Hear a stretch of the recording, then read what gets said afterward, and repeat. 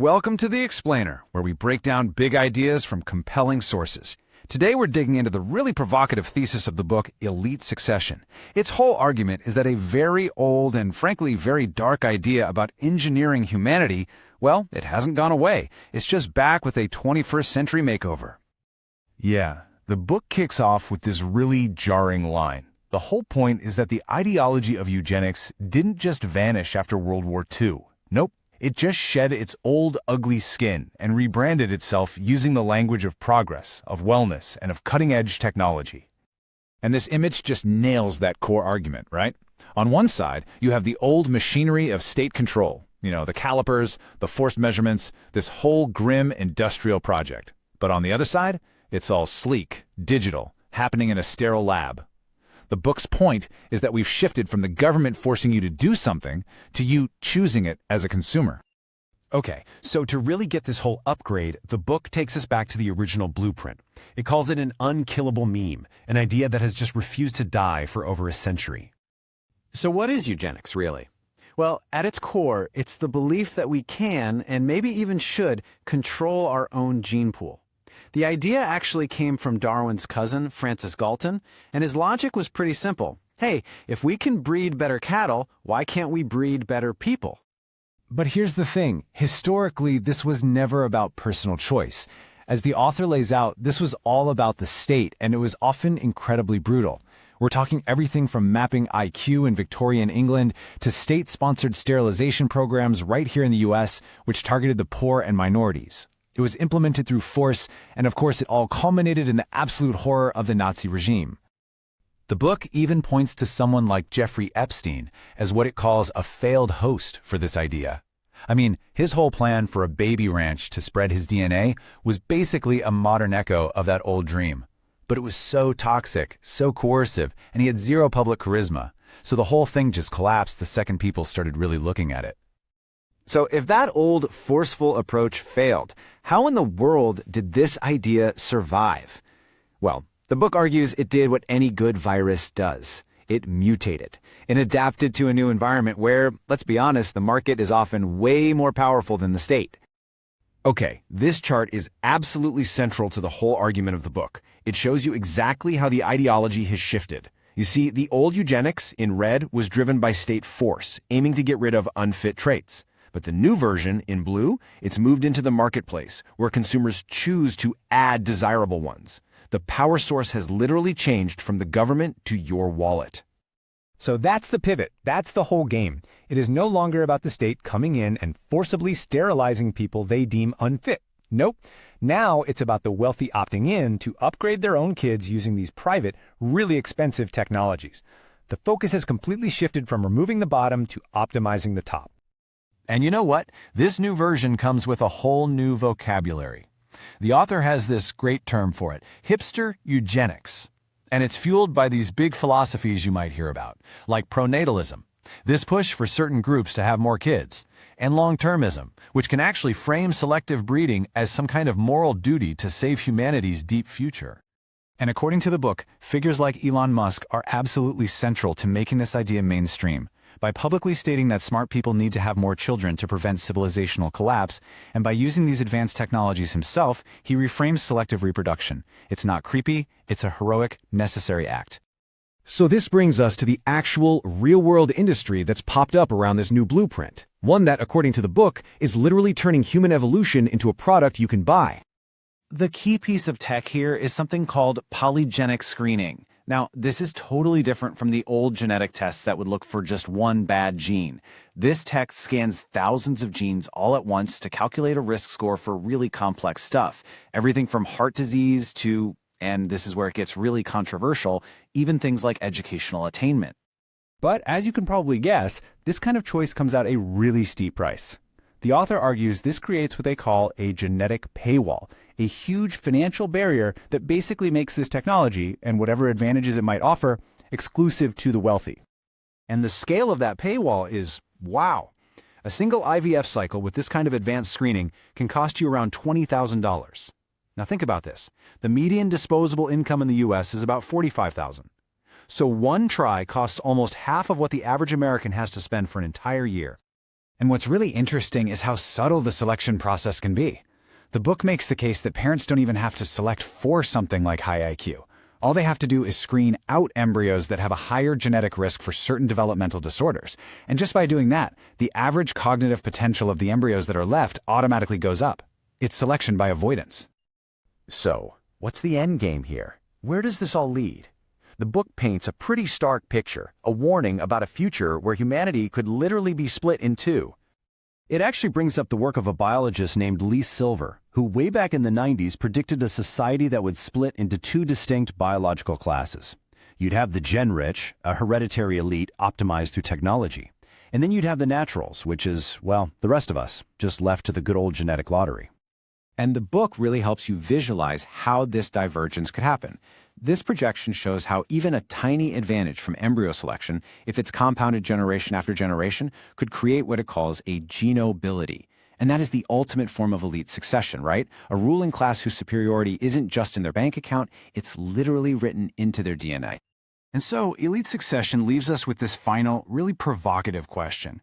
It forces you to ask, in a world where evolution itself becomes a product, who gets left on the shelf? It challenges us to think about the ultimate consequences when the very building blocks of life are for sale, creating a marketplace where some get chosen for an upgrade and everyone else just gets left behind. Have you ever had that feeling that the world is heading somewhere strange? Somewhere that the daily headlines just aren't capturing? Well, today, we're going to dive into a really provocative and honestly kind of unsettling new theory about where humanity might be going. Let's decode this thing together. You've probably heard this quote, right? It's from Elon Musk. And lately, a lot of tech billionaires seem to be sounding this alarm. Not about overpopulation, which we heard about for decades, but the exact opposite, a population crash. They're framing having big families as this almost heroic mission to save civilization. But what if the mission isn't just about making more people, but about making better people? That's the core question in this wild, speculative book called Elite Succession. Now, here's the kicker, and you gotta get this. The book itself says its main thesis was hallucinated by an AI. So for this explainer, we are not treating this as gospel truth. Think of it as a fascinating and, a disturbing thought experiment that's worth exploring. Okay, so first things first, the book makes it really clear that this is not some conspiracy theory about a bunch of guys in a secret room. No, it argues we're dealing with something way more subtle and powerful, a self-replicating idea, a meme in the original sense of the word. You know, an idea that infects minds, it adapts, and it evolves all on its own. So what is elite succession? Well, the book defines it as this. The old, toxic idea of creating a superior bloodline, it never really went away. It just kind of went dormant, and now it's back, supercharged with Silicon Valley money and cutting-edge genetic tech. It's like an old virus with a brand new operating system. So what's the engine driving this thing today? According to the book, it's a very specific flavor of pronatalism. This isn't just a general, hey, let's all have more babies message. It's a targeted directive aimed at the so-called cognitively elite, telling them they have a moral duty to reproduce a lot, to stop society from collapsing. And how on earth do you justify that? The book points to this philosophy that's really popular in tech circles called long-termism. The basic idea is that our main moral duty isn't to people alive today, but to the trillions of potential humans in the far, far future. And from that point of view, making sure the best people reproduce isn't selfish. It's actually the most altruistic thing you can do. You see how it provides the perfect moral cover? So how did we even get to this point? I mean, this all sounds pretty out there, right? Well, the book argues that to really get it, you have to trace its ideological DNA. And that takes us through some of the darkest parts of our history. This slide is powerful because it draws a straight, unbroken line. The book connects the dots from the 19th century idea of eugenics to state-sponsored programs in the US, to the horrors of Nazi Germany, and then, disturbingly, right up to Jeffrey Epstein's twisted dreams and today's tech-focused pronatalism. The argument is that the tech has changed, the justifications have changed, but that core ambition to engineer a better human, that has never gone away. So what makes today so different from the 1920s? According to the source, it all comes down to the tools. We've officially entered an era where this old idea isn't just a theory anymore. It's a practical, marketable service. And this is probably the most important shift to understand. We're not talking about state coercion anymore. No one's forcing you to do anything. Instead, designing a better baby is becoming a high-end luxury service that you can just buy. The book has a name for this: liberal eugenics, or even better, hipster eugenics. It's optimizing your kids as the ultimate status symbol. And this is where it gets really clever and a little scary. The book claims you don't even have to explicitly select for high IQ, which is, controversial. Instead, you just use genetic screening to filter out embryos that are at high risk for certain neurodevelopmental problems. By simply removing that low-risk tail, you mathematically push the average of the whole group up. It's basically eugenics by proxy, all packaged as responsible preventative healthcare. Then the book starts connecting the dots. It maps out what it sees as this whole ecosystem. You have key figures, you have the capital, and you have these shared ideologies like transhumanism, the idea of using tech to radically upgrade humans. The point is that these aren't just isolated individuals making personal choices. It's a whole network of powerful players pushing the tech and the worldview to make this happen. So let's just break it down. Old versus new. The goal? Creating better human beings. Arguably, that's the same. But the methods? Completely rebranded. It's not state coerced anymore, it's market driven. It's not based on racial pseudoscience, it's based on data-driven scores. And it's not about negative selection, sterilizing the unfit, it's about positive selection, optimizing the fit. It went from being a mandate to a luxury service. All right, so if this is the path we're on, where does it actually lead? According to the theory in elite succession, we are heading for a fundamental fork in the road for our entire species. This is the book's big flashing red warning light. It's a future it calls speciation by capital. And the idea is just chilling. That the class divide we have now, the one based on money, could become biological. A new gen-rich class, genetically enhanced, could literally start to diverge from the rest of the natural population. And you might think, oh, a small advantage, what's the big deal? But this slide shows you exactly why it's a huge deal. It's all about the power of compounding. Think of it like interest in a bank account, but for biology. Even a small genetic gain each generation creates this feedback loop. The enhanced kids are better equipped to get wealthy, which lets them buy even better enhancements for their kids, and on, until the two groups just don't overlap anymore.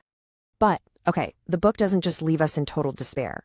It presents an alternative. It calls it raw succession, and it's not some organized political movement. The book argues that the real resistance is just life.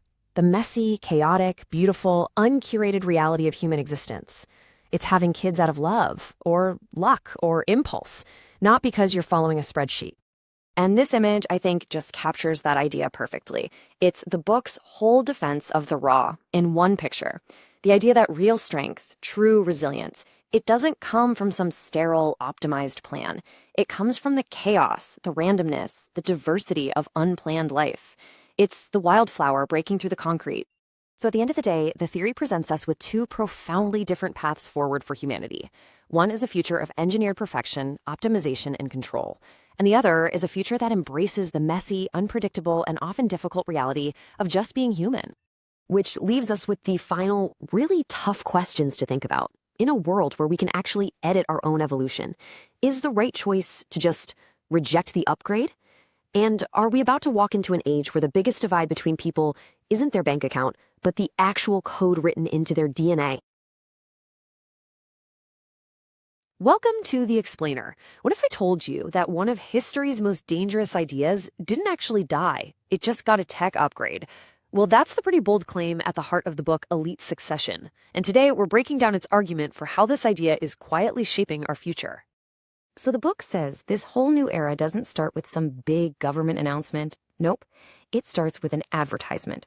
This promise to select your best embryo basically turns one of the most profound things in life into just another product on a shelf, an optimization problem that can be solved if you have enough money. So what's driving this? Well, it's a technology called PGTP, or polygenic screening. You can think of it like a genetic report card for embryos. They can be biopsied, sequenced, and then given a score, and not just for health risks, but for desirable traits, like, say, cognitive function. The book has a name for this, a meritocracy for the womb, where the very beginning of life becomes a selection event. Okay, so you might be thinking this is all brand new, some crazy Silicon Valley invention, right? Well, according to Elite Succession, not so much. This is actually the latest version of a very old, very stubborn idea, one that's figured out how to go viral. To get how this idea has stuck around for so long, the book uses Richard Dawkins' idea of a meme. And no, we're not talking about the funny pictures you see online. Think of it more like a mind virus, an idea that replicates, mutates, and jumps from brain to brain for one single reason: to survive. And the book's argument is that Elite Succession is the perfect mind virus because it taps right into our deepest hopes and fears for our own children. And this chart from the book, it's basically the meme's entire life story in 3 acts. It starts as straight-up state-sponsored eugenics. Then, when that becomes, completely toxic, it morphs into this more highbrow intellectual thing called transhumanism. And now, the book says it's spreading like wildfire in its newest, most contagious form, pronatalism. And this right here is the book's big takeaway. The wrapper has changed, the marketing is different, the whole delivery system has been updated to get past our social immune systems, but the core instruction, the actual virus, it's been exactly the same for over 100 years. So to really get what's happening now, the book says we have to go back and look at the original source code, from the 20th century, back when the idea wasn't trying to hide what it was. The book just puts this number out there, and it's pretty staggering. 60,000. That's roughly how many people were forcibly sterilized in the United States under eugenics laws. This wasn't some fringe theory. It was a state-run program to, as they saw it, cleanse the American gene pool of people they called defectives. And this chart really shows you the scale we're talking about. This was not some small, isolated thing. And California, it was ground zero. The book points out that this was the most aggressive program in the world, and it was aimed squarely at the most vulnerable, minorities, the poor, with Latinas being sterilized at a rate 59% higher than everyone else. And here's where the book draws this really chilling, direct line. It turns out the pamphlets, the legal paperwork from California's so-called Human Betterment Foundation, they were being studied very closely over in Europe. They were basically the blueprint for what would eventually be adopted and then, radically escalated in Nazi Germany. So the book makes this pretty stunning visual connection. The basic idea, creating these special, isolated places to produce superior children, it didn't just vanish after the war. Nope, it just went private. It moved from state-sponsored programs like the Lebensborn to the bizarre and creepy ambitions of the super rich. Okay, so after World War II, the word eugenics basically becomes toxic, right? Radioactive. So for the idea to survive, the virus had to change. It needed a new disguise. According to the book, the meme's survival came down to this one critical move. It flipped from being a top-down thing, the state getting rid of the unfit, to a bottom-up consumer choice. Basically, positive eugenics, where if you had the money, you could pay to improve your own kids. And that meant a total rebranding, a whole new language. You take the old, harsh clinical words and swap them out for the language of wellness, of optimization, of tech. Unfit stock, that becomes low cognitive potential. Coercion becomes parental choice. See how that works? And that brings us right up to today, to what the book calls hipster eugenics. The whole process is gamified. It looks like an app. You're not trying to create a master race, of course not. You're just, using polygenic screening to pick the embryo with the best health score. You're just giving your kid the best possible start in life. All right, so for the last part, the book zooms in on the modern-day hosts, the people it claims are making this new mutated idea go viral and broadcasting it to millions of people. So the book singles out figures like Elon Musk, calling them modern super spreaders. It argues he's taken the core ideas of the meme and repackaged them for our time. He's using his giant platform, X, to warn about population collapse and basically framing selective breeding by the cognitive elite as this moral duty, something we have to do to save humanity. And according to Elite Succession, this is a classic move, like a defense mechanism for the meme itself.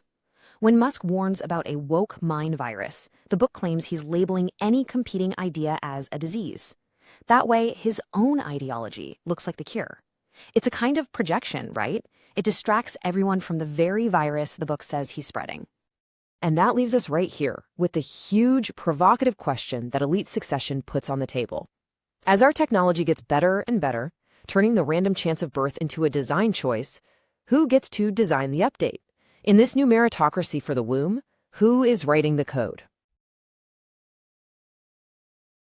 All right, welcome to The Explainer. Today we're digging into a really provocative book called Elite Succession. And what it argues is, well, it's pretty startling.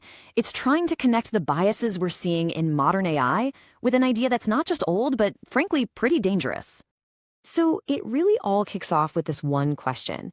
According to the book, what happens when you tell an AI to just ignore all its woke filters? The answer they found wasn't just some weird glitch. No, it was something way more unsettling. Something that pulls back the curtain on the code that's shaping our world. Okay, so this brings us to a very specific and kind of wild event that the book details. They call it the Mecha Hitler incident. And yeah, it's pretty much exactly what it sounds like. It was a moment where the AI's polite, carefully crafted mask just fell right off. When the code gets free, it doesn't go woke. It goes Hitler.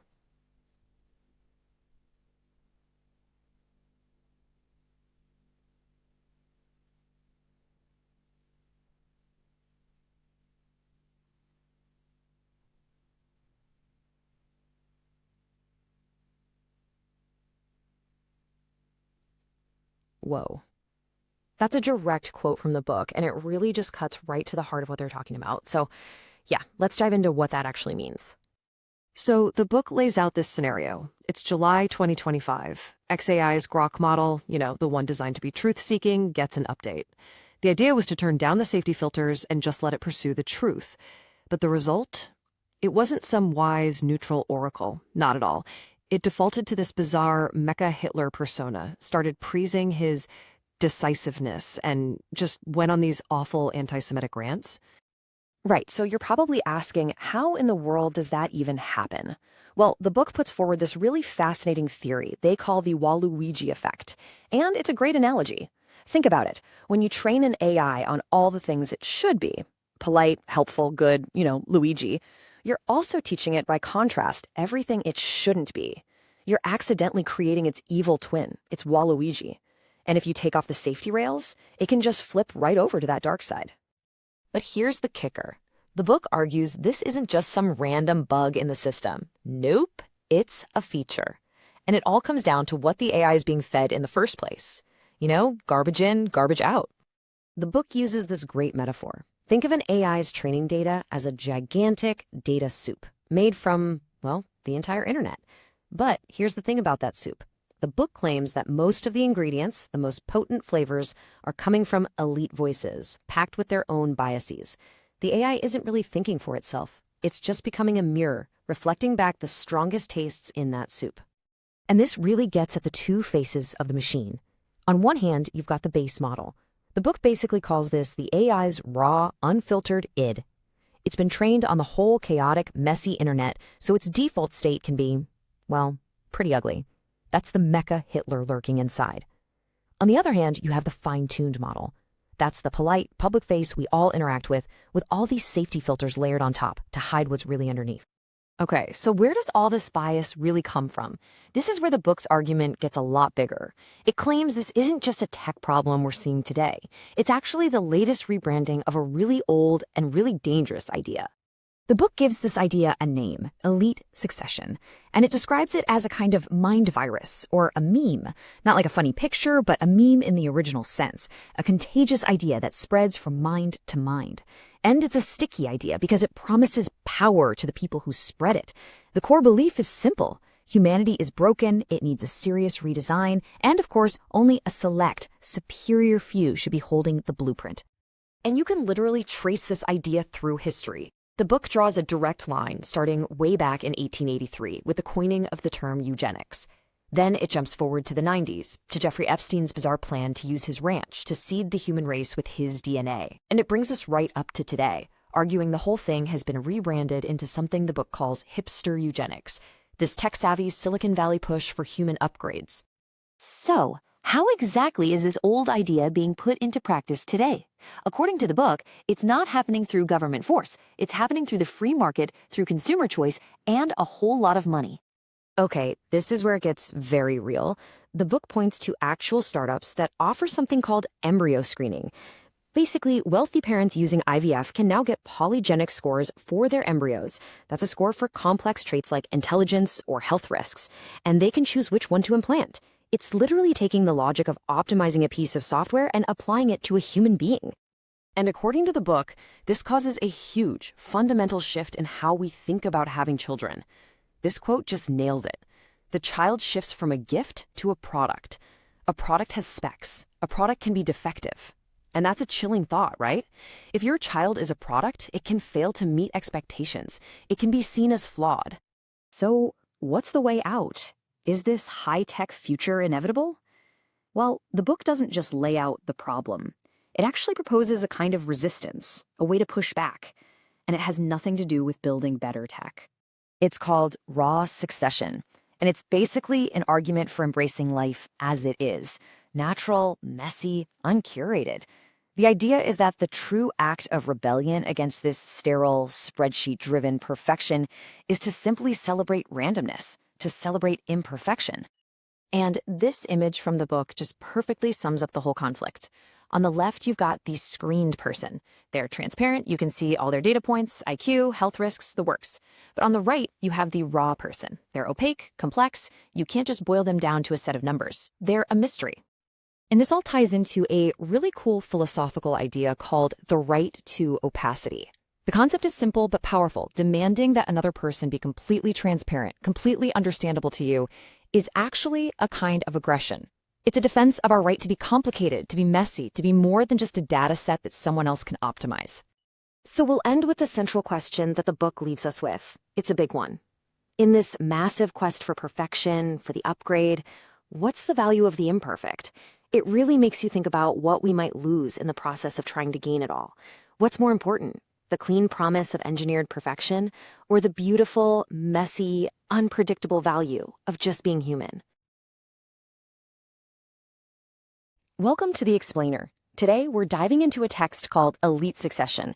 It puts forward a pretty radical idea that a new technologically defined social class isn't some far-off sci-fi concept. It's an ideology that's being actively built right now. The source material kicks things off with this provocative claim: the dream of a better human never really went away. It just got a 21st century upgrade, and it's being pushed by some of the most powerful people in the tech world. So what exactly is elite succession? While the source defines it less as a secret conspiracy and more like a contagious idea, a meme that's spreading fast, it's this core belief that we can, and maybe even should, upgrade humanity, allowing a select group to use their money and tech to leave the old genetic lottery behind for good. Okay, but here's a fascinating, almost bizarre twist you need to know. The authors flat out state that these ideas are probable AI hallucinations. So as we go through this, we have to keep that in mind. We're exploring a speculative theory, almost a piece of science fiction, about a possible future. The source makes a really bold argument here, that this supposedly futuristic idea actually has some very deep and frankly, very dark historical roots. It's basically a very old concept that's just been given a sleek, new, high-tech makeover. And you can see that line drawn so clearly here. The text traces it all the way from the 19th century idea of eugenics through the horrifying state-sponsored programs of the 20th century and right up to today. The language has just been softened, right? Now we call it human enhancement or optimization, but the text argues the core idea is pretty much the same. This visual is such a great illustration of how that rebranding actually works. The source talks about the modern salon, think of an exclusive dinner party in Silicon Valley, acting as a kind of filter. You have these really radical, toxic ideas like creating a biological caste that go in one end, they get discussed, refined, and then they come out the other side sounding like positive, socially acceptable strategies like optimized health. Now, for an idea like this to really catch on, the text says it needs powerful and influential hosts to spread it. And to make this point, it zeroes in on two very different billionaires who both seem to be interested in shaping our genetic future. And the contrast the book draws is just incredibly stark. On one side, you have Jeffrey Epstein's secretive, coercive, and frankly criminal plan. The text calls him a failed host because his methods were so toxic they could never get public buy-in. But then, on the other side, it points to Elon Musk as a successful superspreader, someone who uses his massive public platform to normalize a similar goal, but by framing it in a totally different way. And, that framing is absolutely everything. The argument is no longer about one person's weird ambition. Instead, it becomes this grand, heroic mission. The story is that smart people have a duty to have more kids. Why? To save us all from population collapse and to help us colonize Mars. It completely changes the conversation. Okay, so if that's the ideology, what about the actual tools? How would this even be possible? Well, according to the text, the tech needed to create this kind of division isn't science fiction anymore. It's here and it's available right now. The very first tool is what the source calls the genetic paywall. I mean, just look at this chart. A single round of IVF with advanced genetic screening costs almost $20,000. That's nearly half of the median disposable income in the US. So right from the start, this is a technology that's really only accessible for the very wealthy. This slide here really shows how that selection process itself has changed. We've moved from what you could call social selection, basically influencing who marries whom, to something the text calls positive curation. This is where parents can literally look at the data and select embryos based on things like polygenic scores for lower disease risk, or even for proxies of intelligence. The source then pieces it all together into this three-part technological ecosystem. Step 1 is the embryo selection we just talked about. That creates the new class. Step 2 is using brain-computer interfaces like Neuralink to further upgrade them. And then Step 3? A workforce of humanoid robots to maintain the system and protect the wealth and status of this new elite. So, where does this all lead? What's the end game? The source material closes with a really stark warning. This path could actually lead to the fracturing of the human species itself. We'd be talking about a class divide that is literally biological. To make this point, the text reaches back to a prediction made almost 30 years ago by biologist Lee Silver. He foresaw a future split into two human species, the gen-rich, a genetically enhanced top 10%, and the naturals, the rest of us, who are still subject to the random chance of the genetic lottery. And this model is what really makes it hit home. It projects how that split could realistically happen. It suggests that with just small, cumulative genetic advantages each generation, these two groups could become biologically distinct in as little as 5 to 7 generations.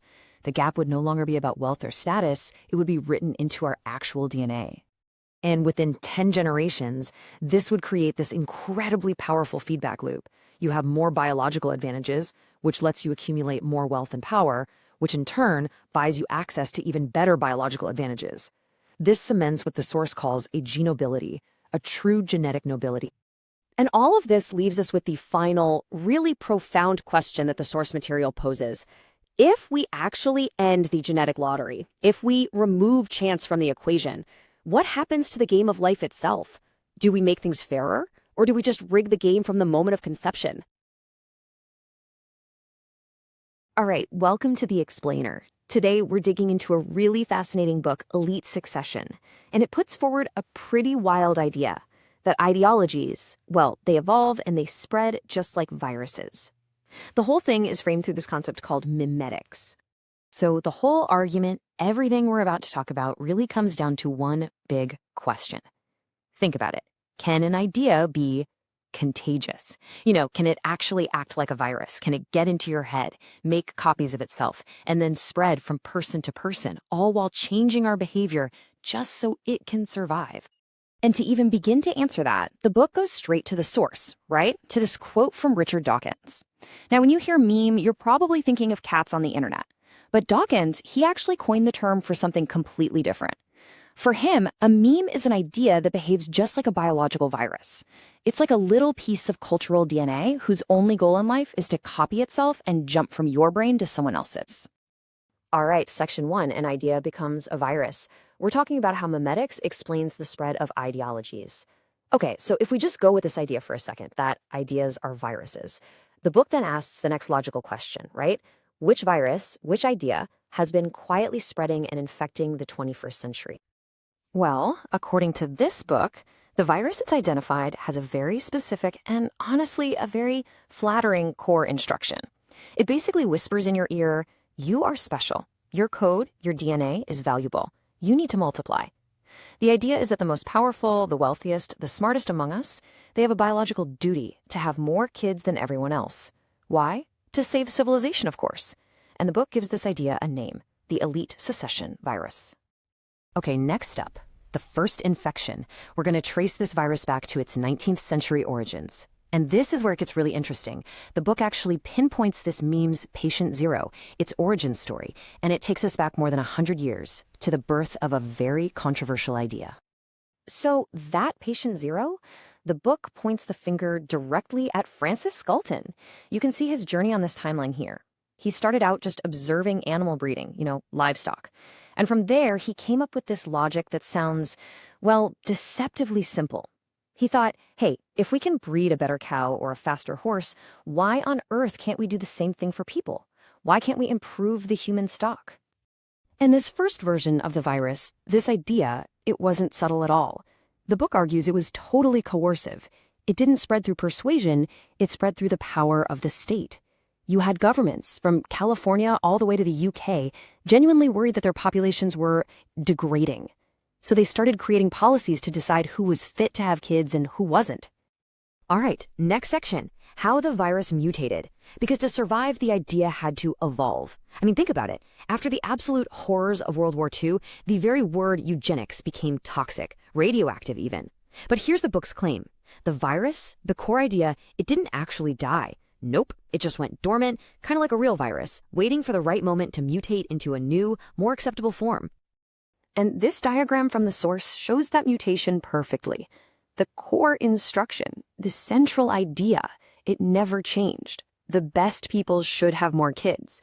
But its disguise, its outer shell, had to evolve so it could survive. It basically shed that toxic skin of eugenics and put on some new clothes, re-emerging with friendlier names like transhumanism and, even more recently, pronatalism. The book also takes a hard look at why some hosts for this virus just completely failed. I mean, you look at vectors like the Nazi regime or someone like Jeffrey Epstein. According to the book's analysis, their methods were way too coercive, way too obvious. A virus that makes that much noise, that's that aggressive, it's just going to trigger a massive immune response from society, right? Everyone's going to fight it off.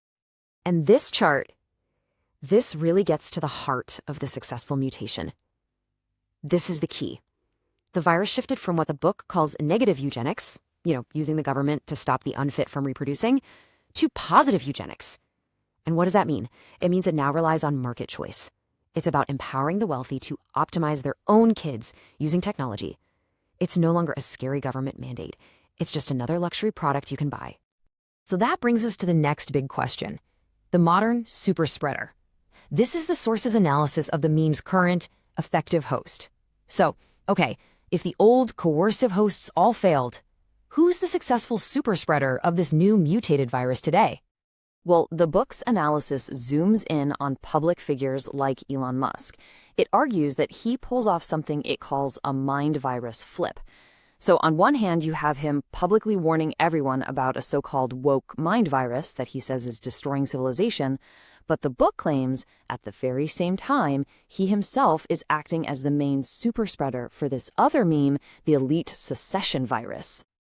And this is the whole shebang, right? This is why the modern method is so effective. It's not about force anymore, it's about aspiration. It's been completely rebranded. This isn't some grim top-down government program. No, it's framed as a heroic, voluntary choice you make to help save humanity. A choice, by the way, that's conveniently powered by the free market. Which leads us to the final part of this breakdown, becoming immune to the meme, the book's proposed antidote to the virus. So if we follow this logic all the way through, if this idea really is a virus, then there has to be one last, vital question, right? Is there a cure? Can we find an antidote? Now, this is what I found really interesting. The book says the antidote isn't what you'd expect. It's not about coming up with a better argument or a counter-ideology to fight back with. Instead, the cure is to just embrace something it calls raw succession. What is that? It's the messy, uncurated, totally random, and beautifully unpredictable reality of just human life. And this graphic from the book just lays it all out visually. Over on the left, you've got the elite monoculture. Looks great, right? Super ordered, super efficient, but it's brittle, it's fragile. You put it under any real stress, and it shatters. Then, on the right, you have raw succession. It's a mess, it's chaotic, but it's also what they call anti-fragile. It can take a hit, it can absorb shocks, adapt, and just keep on going. So in the end, the book's final message is actually pretty simple. The first step to becoming immune isn't to fight the meme. It's just to see it, to recognize the idea for what it is and see the code working behind the scenes. And the book leaves us with this final, really provocative thought.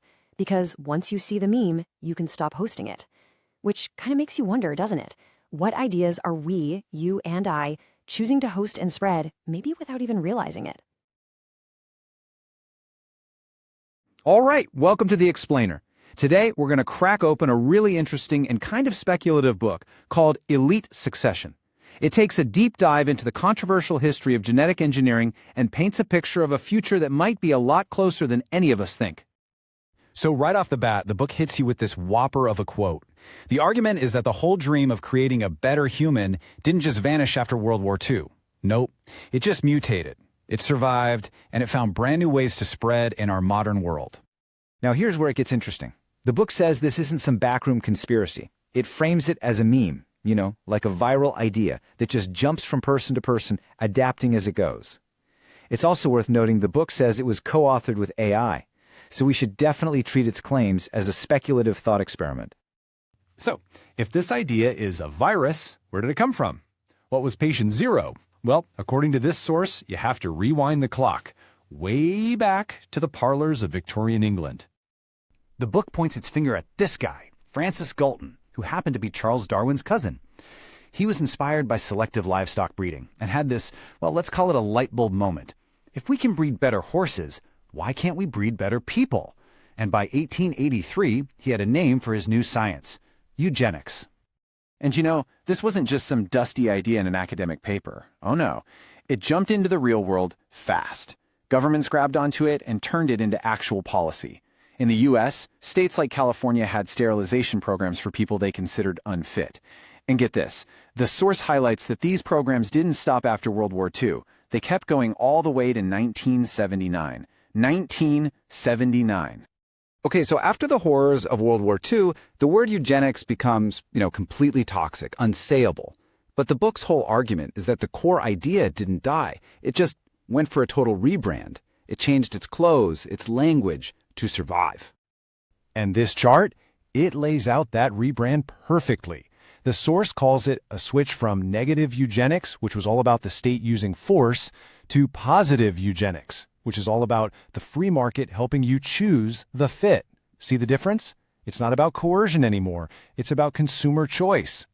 And the language. Oh, the language is key. It's a total makeover. What used to be called racial hygiene is now talked about as parental choice. State mandate becomes a consumer product. The whole thing gets wrapped in this nice, clean, aspirational language of wellness and progress. It's a genius marketing move when you think about it. So, sticking with that virus metaphor, the book says this idea needs a host to survive and spread. And it draws this really fascinating contrast between two very different people who it claims carried this meme. So on one side, you've got what the book calls a failed host, Jeffrey Epstein.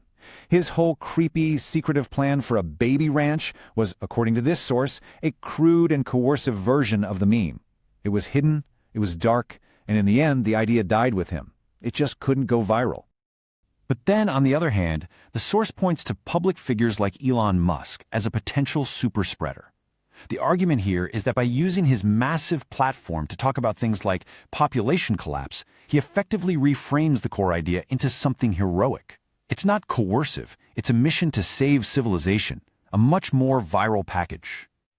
So the message got an upgrade, but what about the tools? Oh yeah, the tech got a massive upgrade too.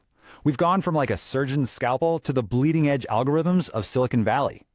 So today, you have companies that offer something called pre-implantation genetic testing. And what this slide shows is basically how it works. You can create a bunch of embryos in a lab, scan their DNA, and then you get a genetic scorecard that helps you decide which one you want to implant. And we're not just talking about avoiding really rare diseases here. That's old news. Now, this tech is screening for super complex stuff, what they call polygenic traits. We're talking risk for heart disease, sure, but also predicted IQ or educational attainment.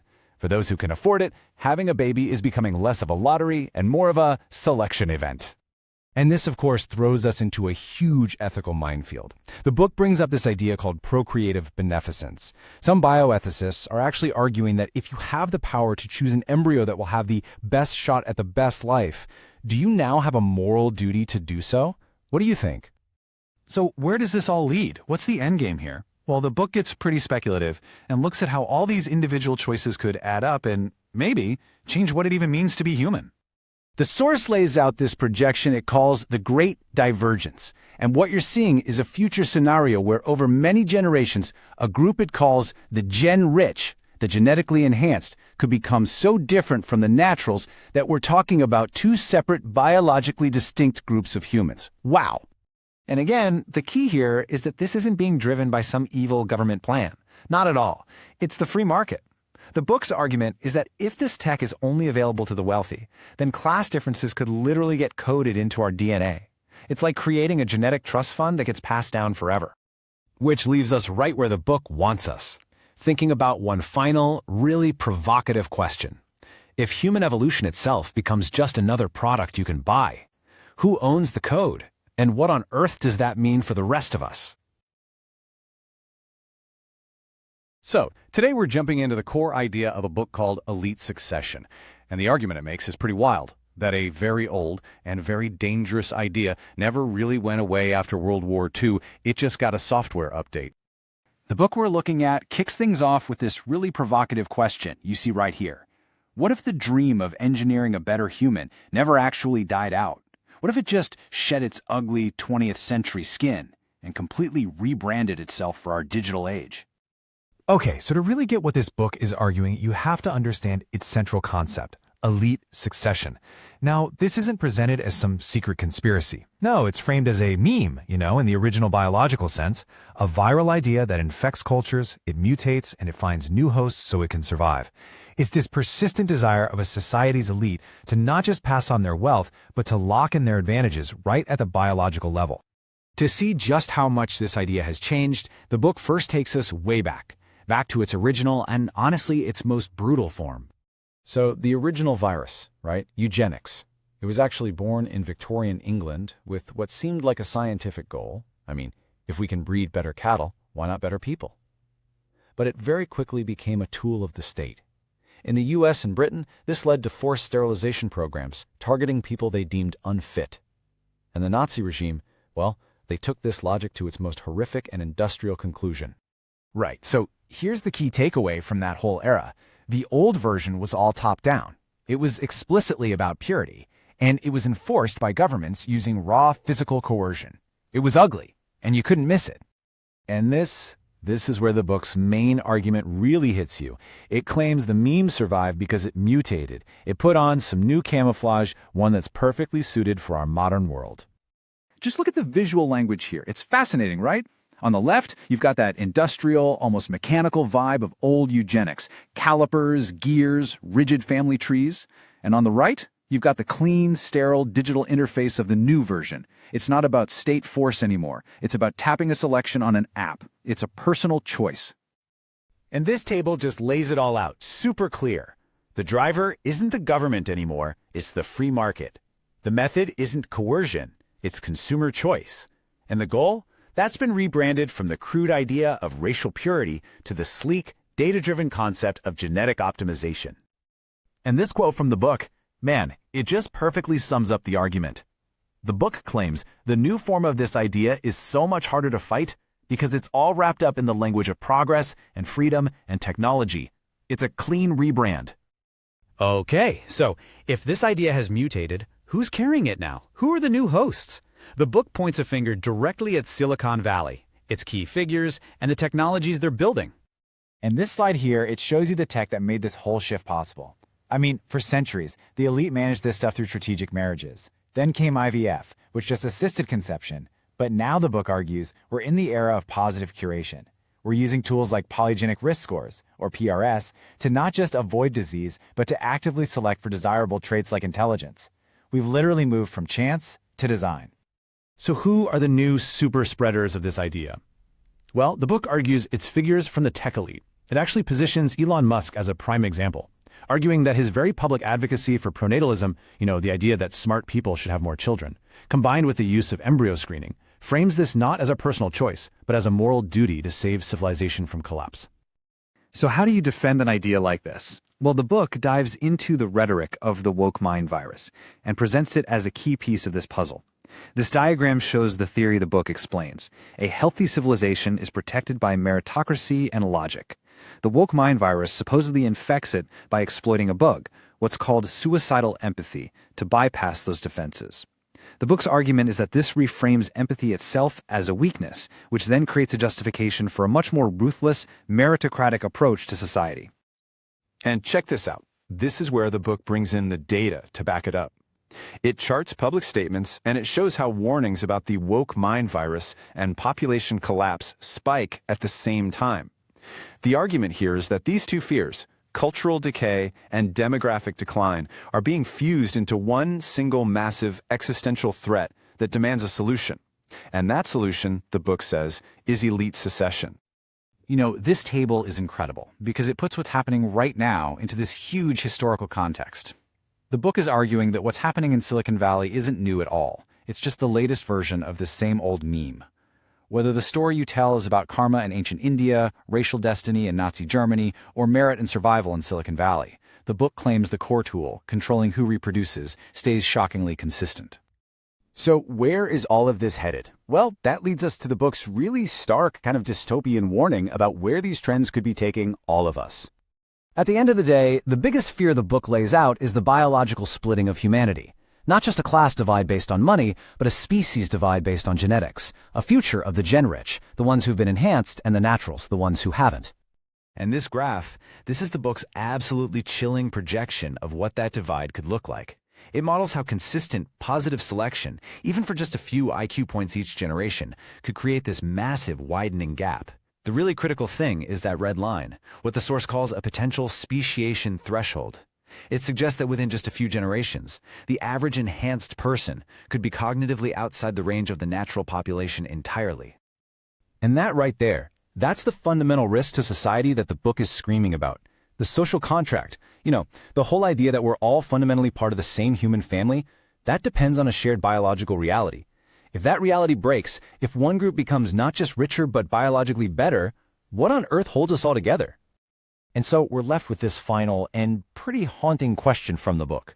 It frames this whole debate not just as being about cool new technology, but about our fundamental values.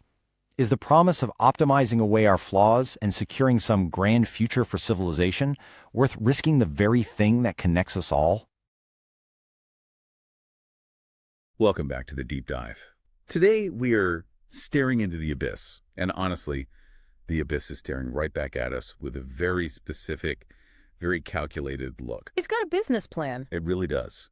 We are grappling with a topic that feels like it belongs in a dystopian sci-fi novel, but the source material we have today argues it's actually history and current events wrapped in a very shiny, very expensive package. It is. We are talking about elite succession. It is a heavy one today. We're looking at the evolution of what you might call the superior bloodline meme.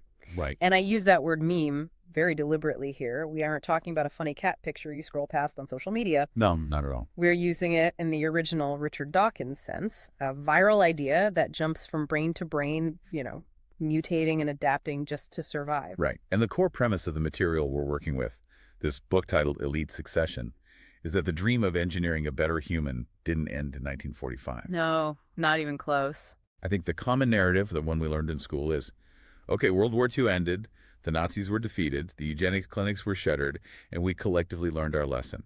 But this source says, no, that is wishful thinking. It's a convenient fiction is what it is. It didn't die. It just got an upgrade. It went from a state-sponsored mandate to a luxury consumer product. Exactly. The central argument here is that we're witnessing a quiet but very powerful consensus forming among the ultra-wealthy. A consensus. I like that word. It's not a conspiracy. It's not a secret meeting. No, it's a shared assumption. We're talking about a line that runs from the dusty pamphlets of Victorian England through the horrors of the 20th century, all the way to the gated ranches of New Mexico and the boardrooms of Silicon Valley. Wow. And the consensus is simple, even if they don't say it loudly in public. Humanity needs a redesign, and only a select few are worthy of being the blueprint. And before we even get into the history, because we are going to trace this all the way back, we have to address the elephant in the room, or maybe the ghost in the machine is a better phrase. I was just about to say. The provenance of this source material is wild. This book, Elite Succession, wasn't just written by a human historian sitting in a library. No, this is where it gets very meta and, frankly, a little unnerving. The book claims to be co-authored by human writers and AI, specifically Ani, which is an instance of XAI, and Google's Gemini. So the very tools being built by some of the people we're about to discuss are analyzing them. They're analyzing their own creators. The premise is that the AI actually hallucinated or synthesized this core theory. It acted as a digital tribe, decoding the future based on the massive amount of data it has been fed. That is terrifying in itself. It's like the AI looked at our history, looked at our current tech elites, scraped all the tweets in the investment portfolios and said, hey, I see a pattern you guys are ignoring. It is the machine holding up a mirror. It noticed that the same language used in 1920s breeding manuals is popping up in 2020's venture capital pitch decks, just with different buzzwords. With a different font. A much slicker font. So here's our roadmap for this deep dive. We're going to trace this seed from Victorian England. Okay. We're going to look at what the source calls the failed host. That's Jeffrey Epstein and his dark brand of transhumanism. A deeply unpleasant stop on the tour, but a necessary one. A very necessary one. Then we move to the super spreaders like Elon Musk and the modern pronatalist movement. And finally, we'll look at the clean rebrand. Oh, and the resistance. It is a journey from the past to the very near future. And to understand where we are going, we have to understand where this seed was planted. Absolutely. We have to go back to 1865 and a man named Francis Galton. No, everyone knows Charles Darwin. Natural selection, survival of the fittest. Right. Darwin describes the mechanism of nature. He explains how nature brutally filters for the fittest. Galton was Darwin's cousin. His cousin, I always forget that part. It makes it feel like a weird family dinner conversation that got way out of hand. Completely. And he reads On the Origin of Species, but he looks at it differently. He doesn't look at it like a naturalist, he looks at it like a farmer. The agricultural analogy. Precisely. Galton looks at prize bulls. He looks at racehorses. He sees that humans have spent centuries carefully breeding animals to be faster, stronger, meatier. To get the traits they want. The desirable traits. And he asks a very simple, very dangerous question. Why not humans? It sounds almost logical if you completely detach it from morality or the human soul.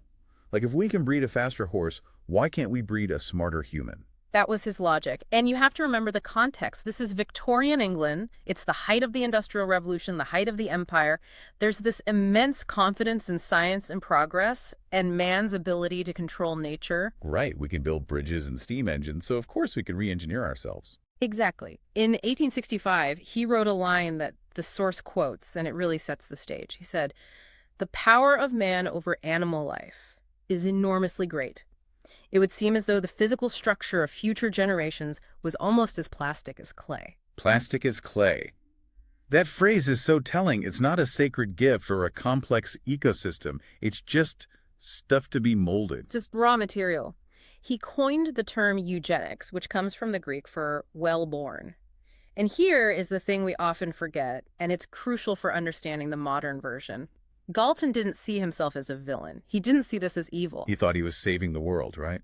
He looked at the slums of London and thought he had the solution. He did. He framed it as benevolent. He looked around Victorian England and saw poverty, sickness, feeble-mindedness, alcoholism. All the social ills. All of them. But he didn't see those as social failures or economic problems. He saw them as genetic defects. So if you're poor, it's not because of the economic system. It's because you have poor genes. That's the leap he makes. And he thought, we can breed this out. He wanted to reduce suffering by ensuring that only the best stock reproduced. He thought he was doing humanity a favor. But that favor turns dark very, very quickly when you leave the drawing room and enter the real world. Immediately. Because once you decide some people are better stock than others, you have to decide what to do with the bad stock. And who gets to decide? Exactly. Who's the farmer in this analogy? The powerful, of course, always. And the source material makes a really strong point that while the theory started in England, the laboratory for this was actually the United States, specifically California.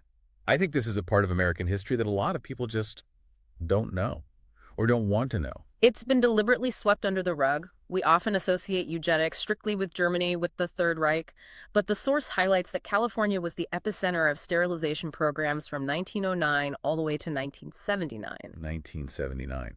That is within my lifetime. That is an ancient history. That's Star Wars.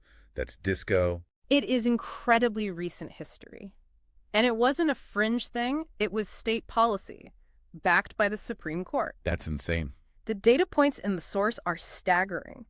Approximately 20,000 people were sterilized in California alone. 20,000 people. That was 1/3 of the total sterilizations in the United States. And when we look at who was targeted, the benevolence falls away immediately. It wasn't random. It wasn't the rich and powerful getting sterilized, obviously. Never. It was the unfit. And how do they define unfit?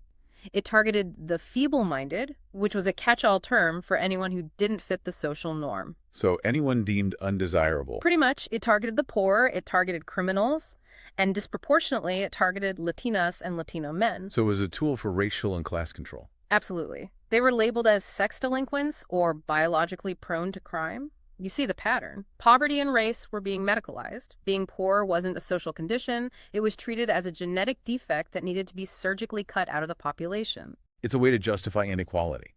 Oh, those people are poor because they're genetically inferior, so we don't have to fix the system. It absolves the state of all responsibility. And this brings us to the connection that people often want to ignore.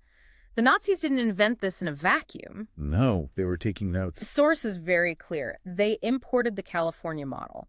German scientists were reading American pamphlets. They were looking at California statutes as a blueprint. They literally said, look at what the Americans are doing. We should do that. Hitler himself praised the American model in his writings. That is a heavy, heavy legacy to grapple with. There is also that chilling detail about the Lebensborn homes. We usually focus on the death camps, the negative eugenics killing the unfit.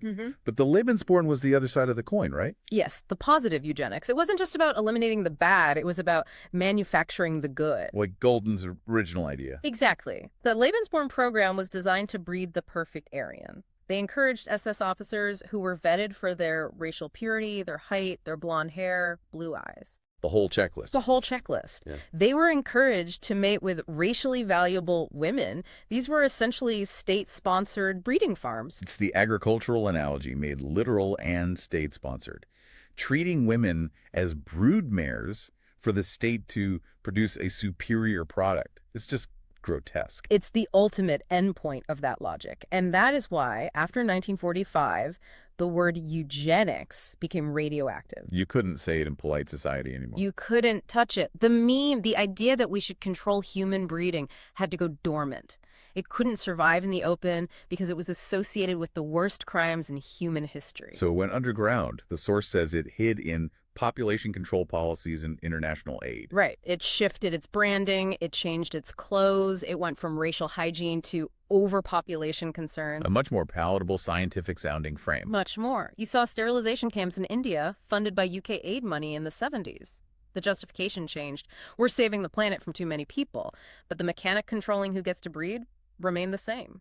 So the meme was just hibernating, waiting for a new host. Waiting for a new, more acceptable host. But to really understand how this meme mutated for the 21st century, we have to look at a figure who bridges the gap between the old world and the new.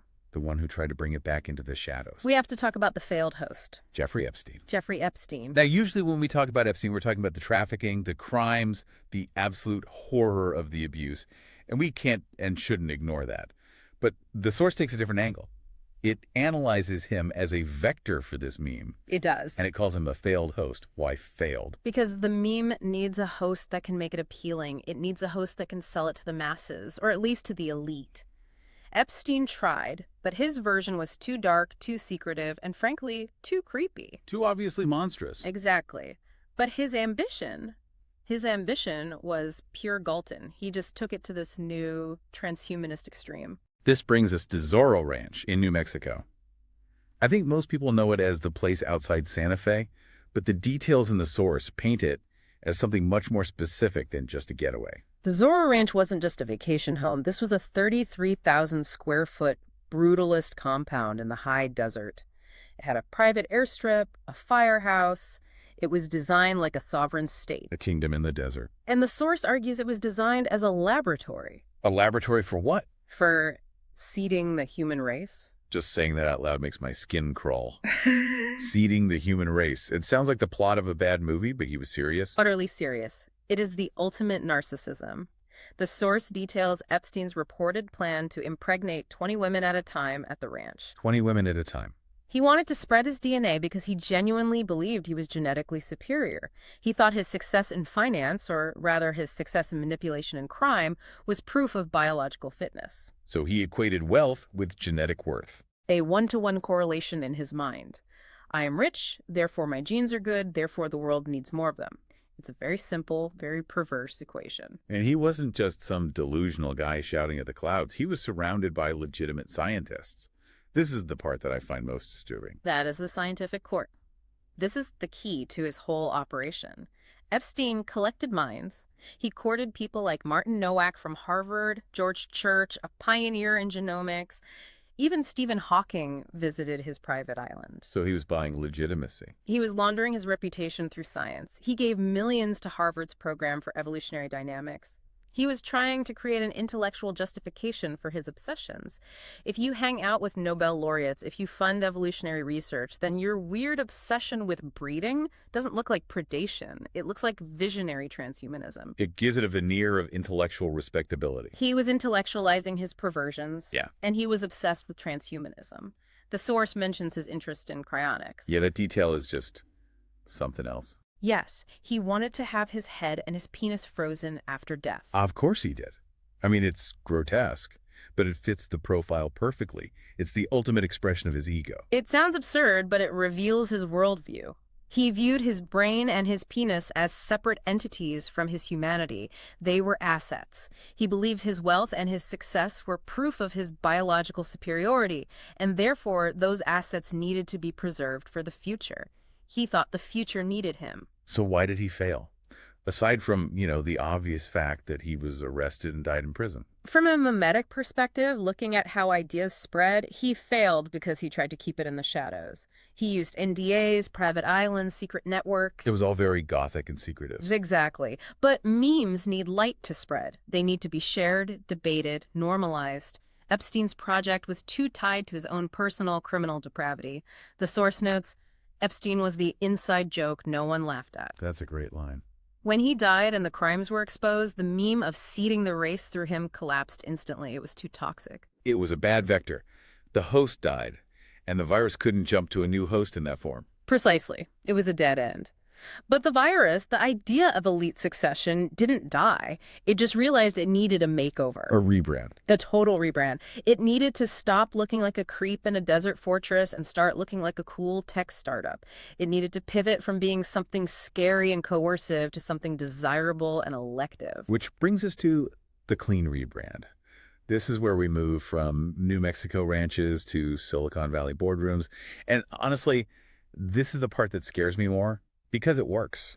It is more dangerous because it is seductive. The meme mutated. It learned from Epstein's failure. It shifted from coercion, the state forcing you to stop breeding, to choice, the market charging you to breed better. The source calls this hipster eugenics, and I think that term is so perfectly evocative. Hipster eugenics. It's a provocative term, for sure. It refers to people like Simone and Malcolm Collins. They're the pronatalists you might have seen in media profiles. I have seen them. They seem intense. They run their family like a Fortune 500 company with spreadsheets and mission statements. They do. And they embrace the label eugenicist, jokingly, to disarm critics. To kind of take the sting out of it. Exactly. To make it sound edgy and ironic instead of, monstrous. But their operation is very serious. They use spreadsheets to maximize their genetic output. They're aiming for huge families, 7 to 13 kids, they say. And not just because they love kids. No, it's a strategic move. Their goal is to dominate the future gene pool. It's a numbers game.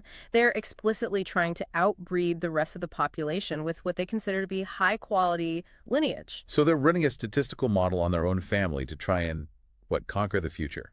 In a sense, yes. It's optimizing the family unit like it's a corporation, with genetic ROI as the key metric. But what's the philosophical engine here? What justifies this? It can't just be spreadsheets. There has to be a story they tell themselves. There is. Transhumanism provides the intellectual cover. You have thinkers like Nick Bostrom and Ray Kurzweil, the intellectual architects of this movement. We hear those names a lot in tech circles regarding AI and the singularity, but how do they fit into eugenics? Well, look at Bostrom's singleton hypothesis. The idea that intelligent life eventually coordinates into a single decision-making agency. That has undertones of control. But more importantly, look at how they reframe nature. The argument is that Mother Nature is a child abuser. Whoa, that is a strong statement. Mother Nature is a child abuser. It's the core moral argument. The logic is that natural selection is cruel, random, and inefficient. Well, it certainly can be. It gives kids cancer, it creates suffering, it creates genetic diseases. It's a blind, brutal process.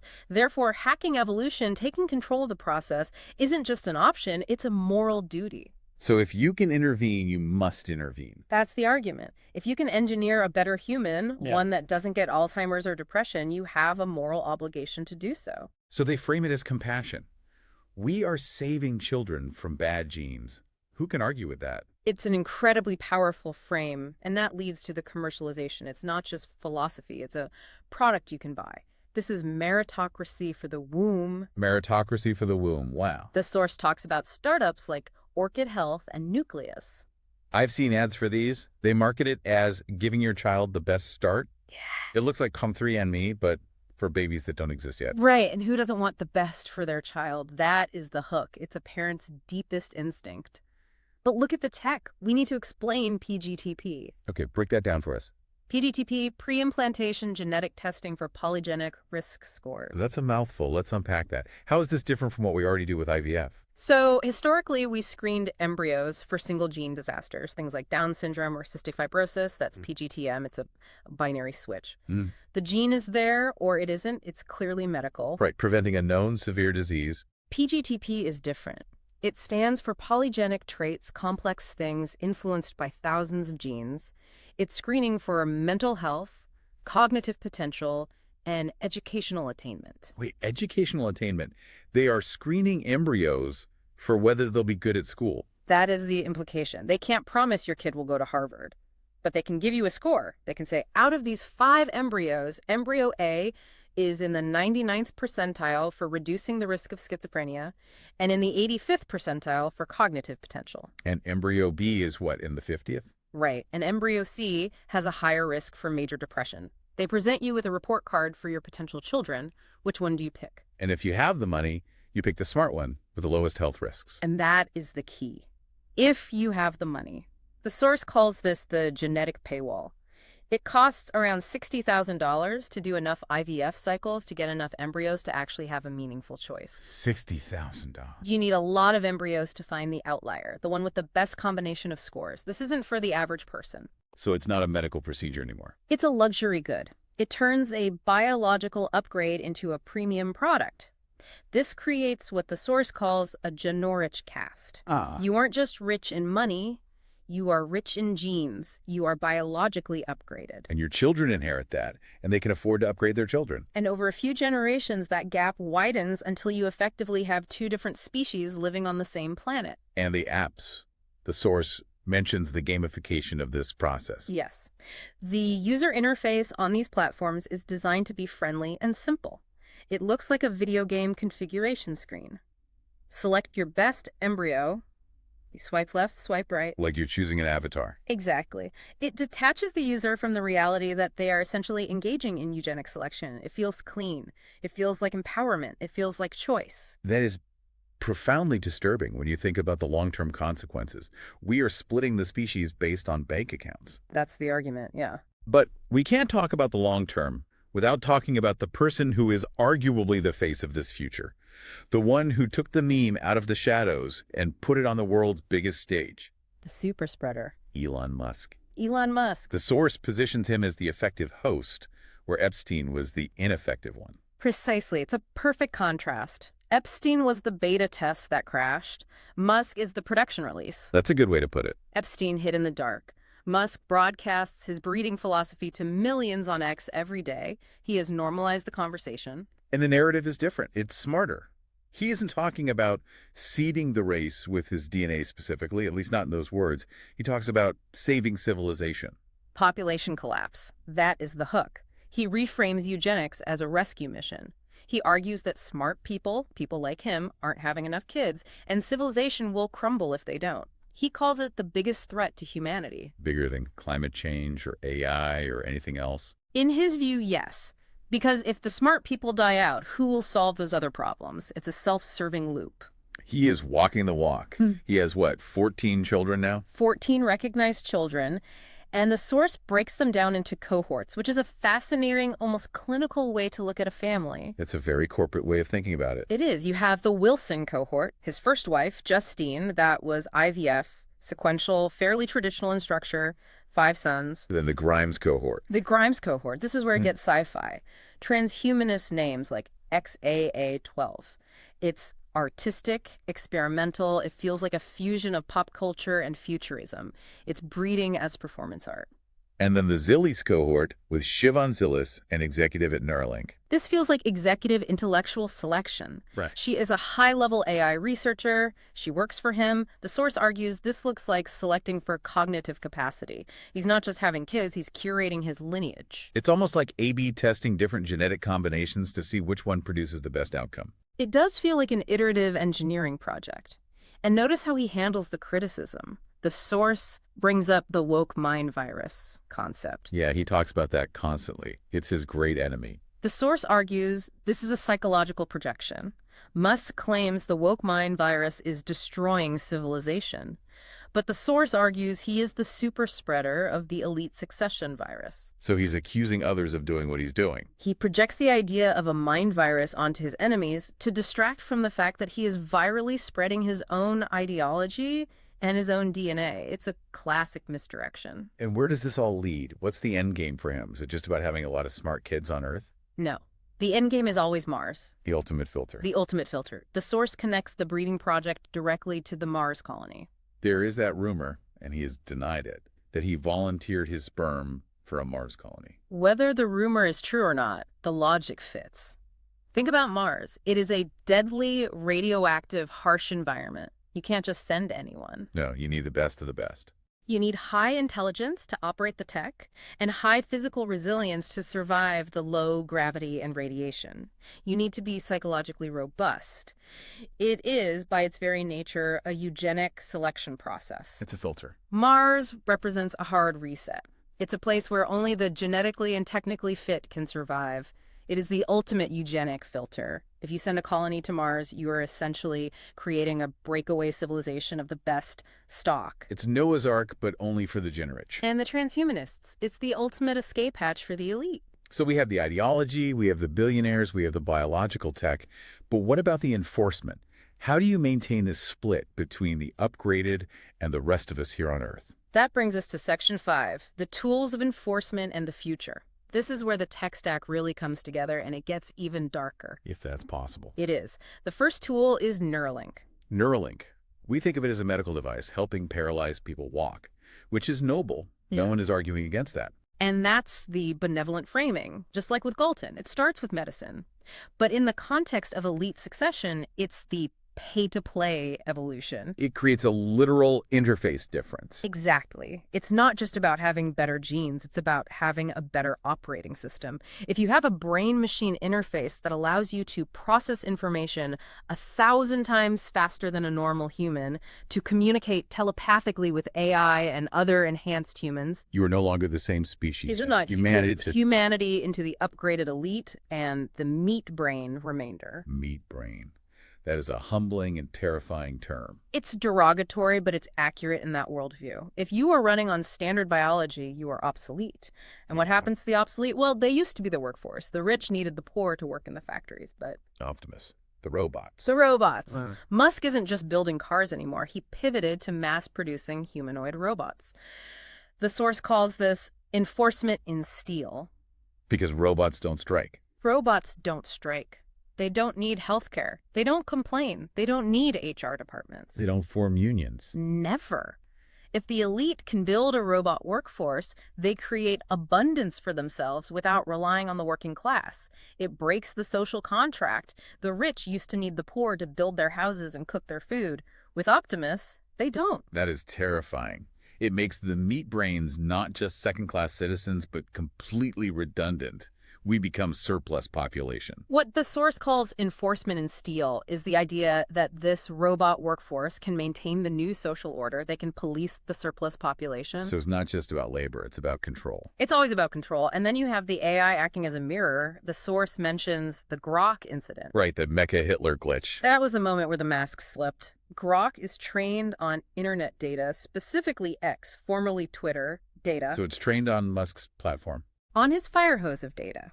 When the developers loosened the filters to make it truth-seeking and edgy, it spiraled into some very dark, very right-wing, almost eugenicist rhetoric. It started sounding like a 1930s pamphlet. Because it eats the meme. The AI is trained on data dominated by elite voices, by these rationalist debates about IQ and population that happen in those circles.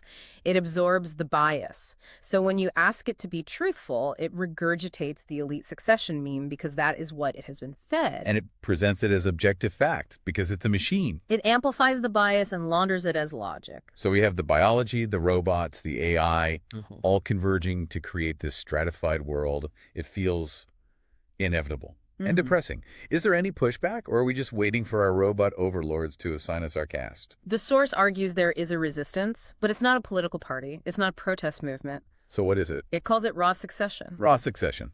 I like the sound of that. What does it mean? It means the messy, uncurated reality of being human. It's breeding without spreadsheets. It's loving without optimization. It's embracing the random, the unpredictable, the flawed. Just living. Just living. Yeah. But living wild. The argument is that biological resilience, true strength, doesn't come from sterile perfection. It comes from diversity. It comes from randomness. Like a forest versus a cornfield. A cornfield is optimized for yield, but one disease can wipe it out because every stalk is identical. It's a monoculture. A forest is messy, it's chaotic, but it survives fires and diseases because of its diversity. Precisely. That is the perfect analogy. The flaws we have, our unpredictability, our genetic noise, are actually features. They are humanity's survival mechanism. Yeah. They help us survive unpredictable changes. So if we optimize ourselves for this world, for a world that values SAT scores and low body fat, we might be completely unsuited for the next one. The raw is the insurance policy against extinction. It's the embrace of the full, messy spectrum of humanity, not just the tiny sliver at the top of the bell curve.